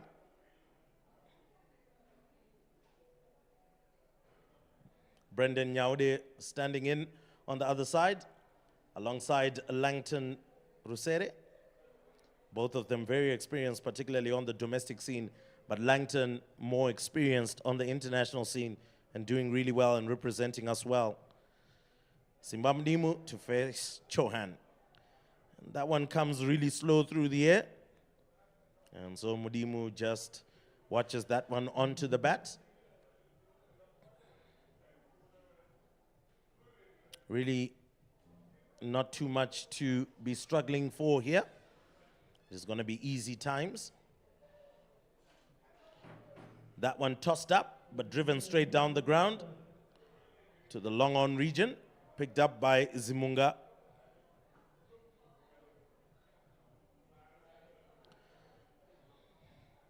So just for 1, Sean Bennett, the new man on the crease.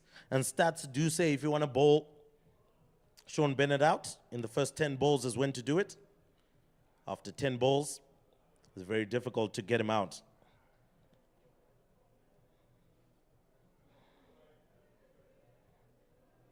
Tosses that one up, and that one is gone. Sean Bennett scoops it up into the covers, and that's an important wicket there. Looks like it is the commentator's curse there. Dan, didn't mean to do that, Sean. So sorry. And he's gone for a duck. He'll be a little bit disappointed, and I'm sure whoever is coming to meet Peterhouse in the semifinals will maybe be thinking about that. Maybe toss it up, and you might just get him out, as we can see that replay. And he decides to go for a big booming drive. Couldn't keep it on the ground, straight into the covers, and he's gone for naught. And stepping in is another dangerous batsman in Campbell McMillan. Yes, definitely commentator's curse there. He'll be kicking himself when he watches this back, and he'll definitely be looking for you. I did nothing there, by the way. Good bowling from Vishal Chauhan, mixing up his pace. Just a change of pace can really put off a batsman, and as demonstrated there, out. Popped into the covers, but no run there. Campbell Macmillan in.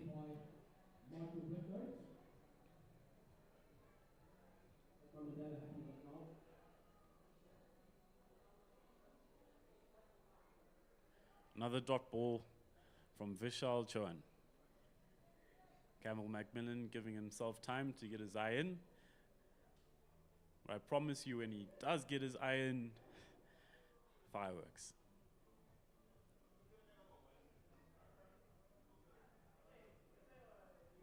Quick run there, safe.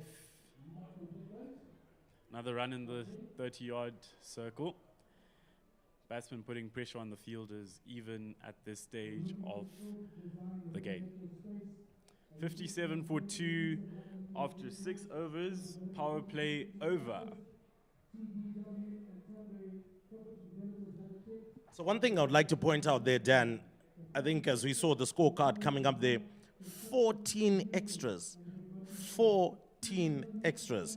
I mean, that's a little bit too much right now, so it means it could have been 43 for 2 after 6 overs, and they could have been a little bit more hope in terms of counting themselves with a shout in the game. But at 57 for 2, with literally 24 runs needed off an odd 14 overs, clearly they're just out of the contest.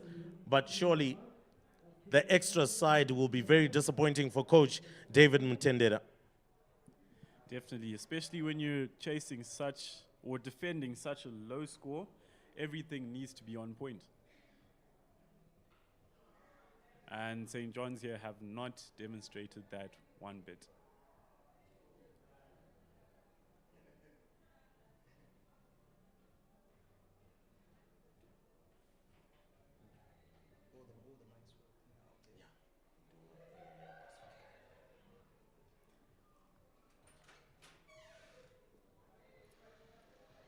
Mudimu facing.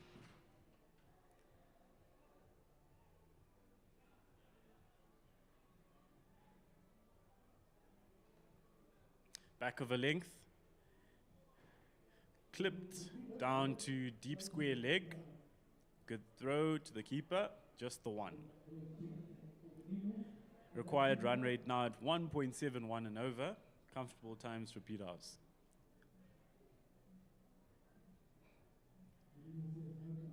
Campbell Macmillan facing. It'll be interesting to see what approach Connor Lovett goes. Will he still go with the short ball, or will he go back of a length? Short ball. No ball. Free hit for Campbell Macmillan. Let's see what he can do here. Another extra from St. John's.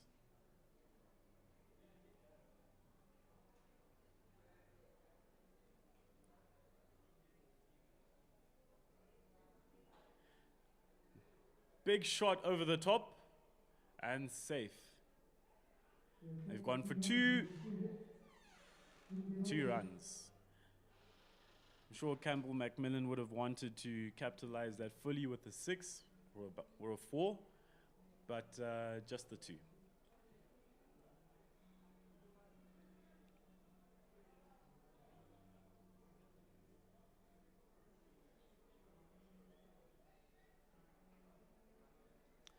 One run down to short fine leg in the 30-yard from Campbell Macmillan.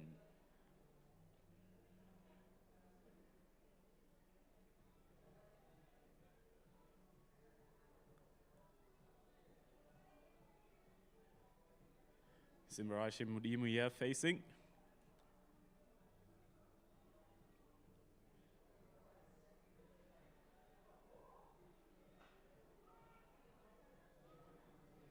No run, picked up extra cover. Looks like that came off the toe end of the bat.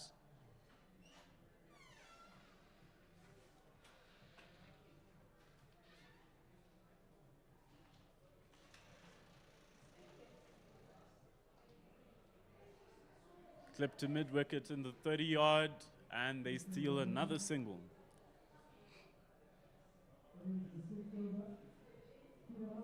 End of the over. 57 for 2 after 6. Peterhouse now need 24 runs in 84 balls.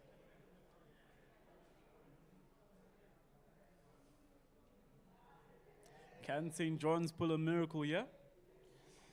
Oh, well, I think it's a little bit too late to be talking about miracles for St. John's right now. I think that ship sailed with the first 2 overs when they were quite expensive. And I think Nicholas Anderson did exactly what was needed at that particular point to just make sure that he gave Peterhouse the start they needed. Though I would expect Peterhouse to do just a little bit more in terms of being aggressive, because there is a likelihood that tomorrow they will be put under pressure, forced to start more briskly. And since they actually haven't been revved up in most of the matches, you will find it will be very difficult for them to then rev it up against a more quality bowling attack, a more quality side, especially with the likes of Hellenic waiting in the wings. I know that Wise Owl might also be waiting in the wings as well, and did surprise Peterhouse in a particular match that they played at Peterhouse. I believe it must have been last year. So they will be wary of what Wise Owl can bring to the table and what they have done so far. And the last time that we did check, Falcon were struggling to put together a decent total against Wise Owl. And Wise Owl looking comfortable at the moment. Oh, looked real good, but that must have been a height issue. That must have been a height issue, and otherwise it looked quite plumb there for me. But then again, the height was not too good. So as it stands, Wise Owl are 66 for 2. That one driven into the covers. So Wise Owl 66 for 2 after 7.3 overs. They need 58 runs to win from 75 balls. So under absolutely no pressure right now against Falcon.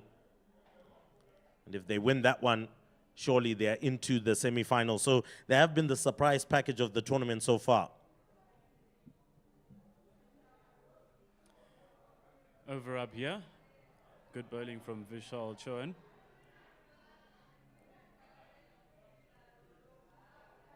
Peterhouse 65 for 2.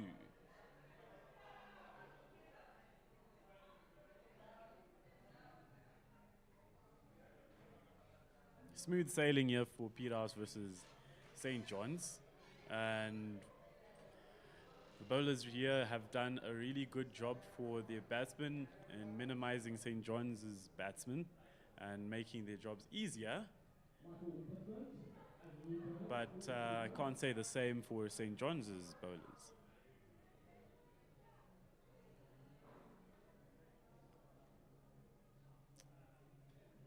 Dot ball. Macmillan facing.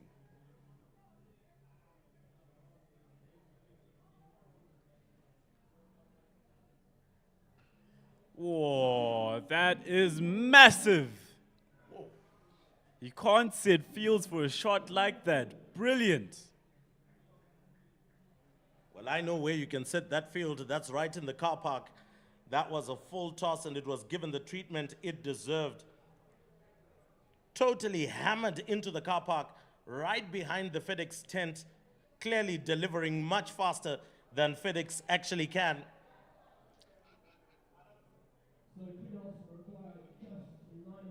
And so Campbell Macmillan surely will be looking to deliver more sixes into the FedEx tent. And who knows, maybe FedEx might hire him for some deliveries in the local region, particularly in Marondera.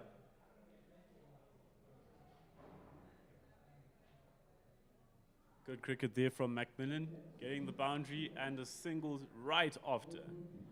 Excellent showing and quite mature batting.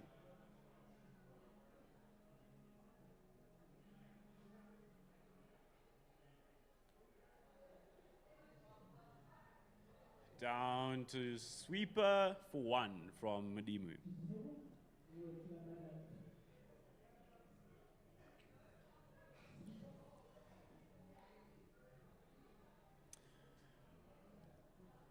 Macmillan facing. Another 1 from Macmillan. So you're going for 2, and they pick up the 2 comfortably in the deep. So some lazy fielding out there from St. John's College. I'm sure dejected fielding, I would feel, with relatively 7 runs needed in 68 balls. It does become difficult, but Michael Blicknott, one of former Chevron sons, that is Andy Blicknott, did try in that over. So the over is done and dusted. 9 overs gone.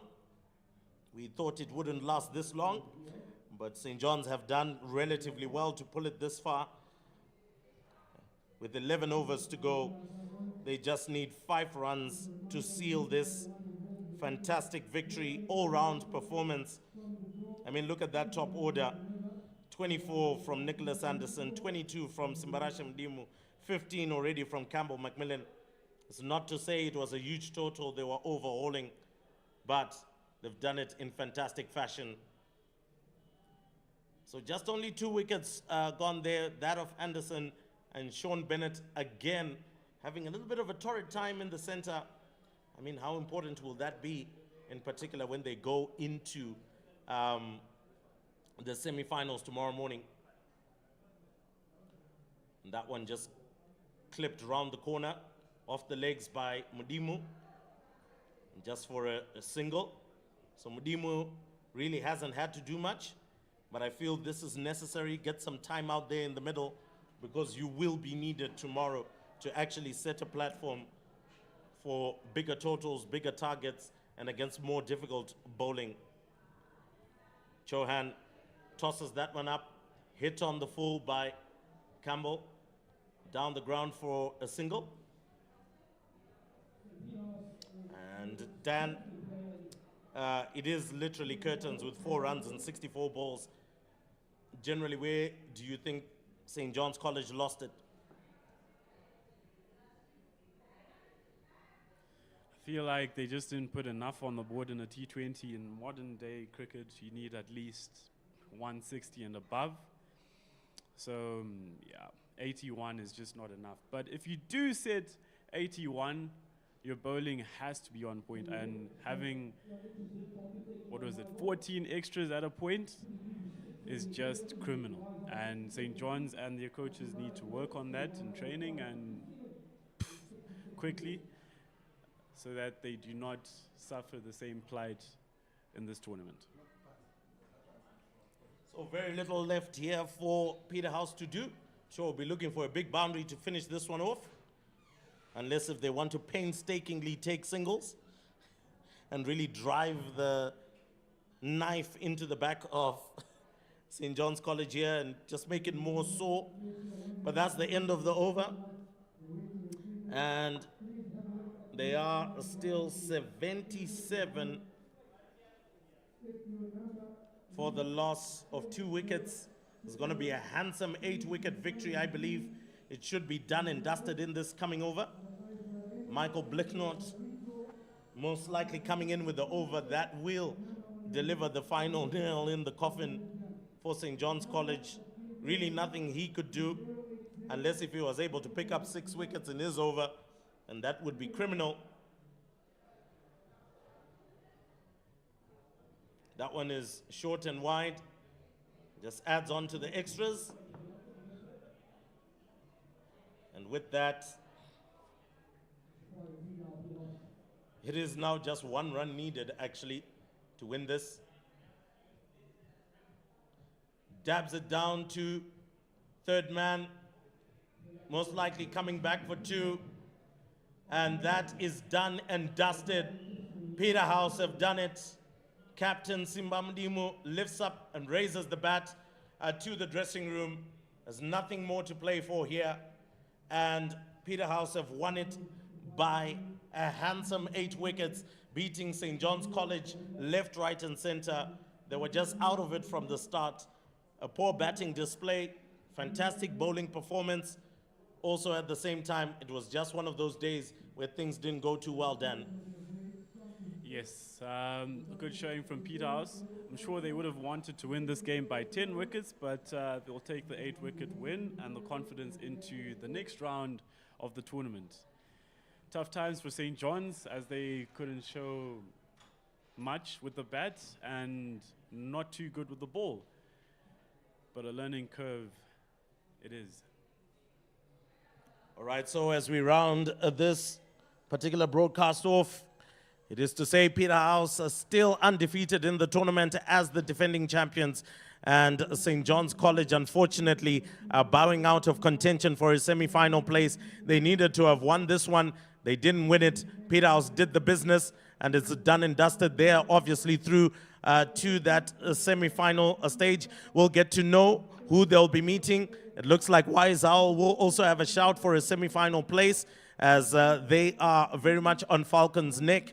And also, on the other hand, Hellenic as well looks like they have also booked a semi-final place. We'll see who will be the number 4 team to join them at the end of it all. But anyway, it is the Cavs St. George's T20 Smashing Cricket Tournament for 2023. It has been an awesome crowd today, but expect an even bigger one to come out. And all thanks to our primary and title sponsors, that is Cabs, for making this possible.